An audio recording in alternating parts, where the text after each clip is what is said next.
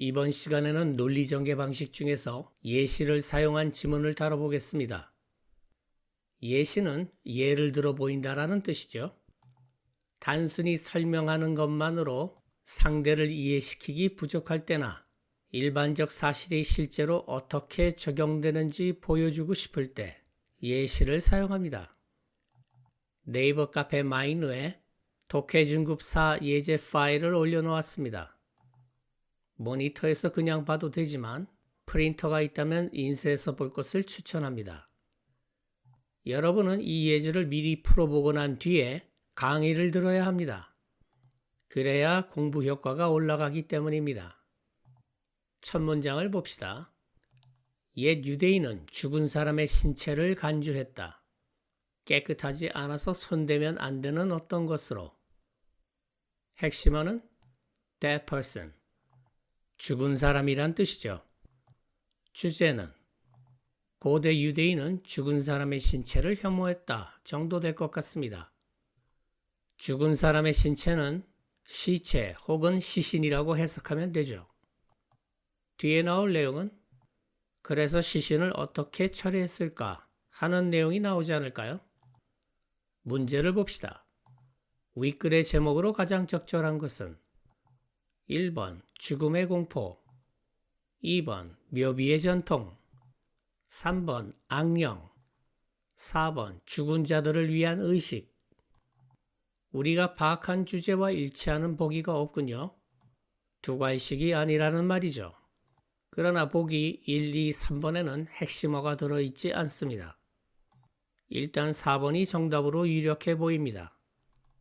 죽은 자들을 위한 의식이란 장례식을 말하는 거죠. 확인차 계속 읽어봅시다. 옛 미국 인디언은 악령에 대해 이야기하고는 그 악령을 내쫓기 위해 공중에 화살을 쏘았다. 고대 유대인과 옛 미국 인디언을 예로 들고 있습니다. 작가가 논리전개 방식으로 예시를 사용하고 있다는 말이죠. 많은 다른 문화에도 나쁜 죽은 사람을 처리하기 위한 의식이 있으며 그런 의식은 이런 분노의 감정에서 유래한다. 우리 모두의 마음속에 여전히 존재하는 분노의 감정에서 비록 우리가 그것을 인정하기 싫어하지만 시신에 대한 분노, 즉 시체에 대한 혐오감 때문에 죽은 사람을 처리하기 위한 의식, 즉 장례식이 생겨났다는 설명이군요. 아무리 사랑하던 사람이라도 시체까지 사랑하긴 어렵죠. 시신까지 사랑한다면 그건 정신병리학적으로 문제가 있는 겁니다. 묘비의 전통은 나쁜 영혼을 땅 아래 깊은 곳에 두려는 이런 소망에서 유래했을 것이며 많은 조문객이 무덤 위에 올려놓는 조약돌은 이와 같은 소망이 남아있다는 상징이다. 대개 묘비는 무거운 돌로 만들죠. 죽은 자가 다시 땅 위로 올라오지 못하도록 묵직한 돌로 눌러놓는 겁니다. 관 위에 흙을 뿌리거나 조약돌을 올려놓는 것도 마찬가지라는 거죠. 요즘 유행하는 좀비 영화도 시체가 다시 돌아다니는 것에 대한 혐오감을 반영하는 거라고 봅니다.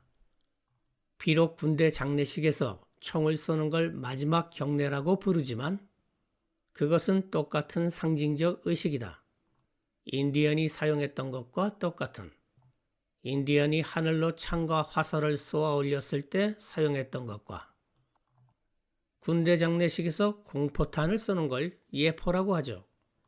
전체적으로 봤을 때 작가는 여러 장례 문화를 예로 들면서 장례식을 치르는 사람들의 무의식에는 시체에 대한 혐오감이 깔려 있다고 주장하고 있습니다. 다시 핵심어는 that person. 주제는 장례식의 근원은 시신에 대한 혐오감이다. 문제를 봅시다. 1번 죽음의 공포. 이건 이 글의 논점이 아닙니다. 2번 묘비의 전통. 이건 너무 부분적입니다. 3번 악령. 이것도 너무 부분적입니다. 4번 죽은 자들을 위한 의식. 여기에는 핵심어가 들어가 있고 죽은 자들을 위한 의식이란 장례식을 말하는 것이므로 이것이 주제에 가장 가깝습니다. 정답은 4번. 인간은 대개 희망에 우롱당하며 살다가 결국 죽음을 껴안고 춤추게 돼 있다. 라고 쇼펜하우어가 말했습니다. 사람이 죽으면 마치 컴퓨터 전원을 끈 것처럼 갑자기 모든 게 끝난다고 생각하는 사람이 있습니다. 반면에 영혼이라는 게 남아서 사랑하던 이들과 다시 만날 수 있다고 믿는 사람도 있습니다. 매우 대조적인 생각이지만 둘 다 상당한 위로가 되는 발상입니다. 하지만 분명한 건 대부분의 죽음이 몹시 초라하고 추하다는 겁니다.